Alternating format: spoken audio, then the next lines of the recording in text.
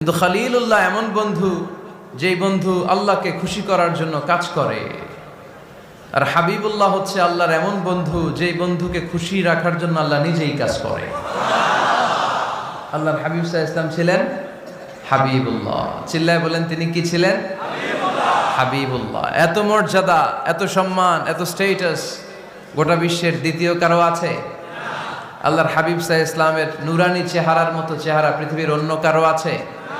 কোনো দিক দিয়ে আল্লাহর হাবিবের সাথে কোনো মানুষের কোনো ধরনের কম্প্যারিজন, তুলনা চলতে পারে না। Whether it's the fitness, whether it's the skin colour, whether it's the sound, whether it's the status, is out of any kind of comparison.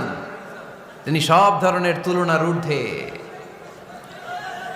As a father, as a teacher, as a commander,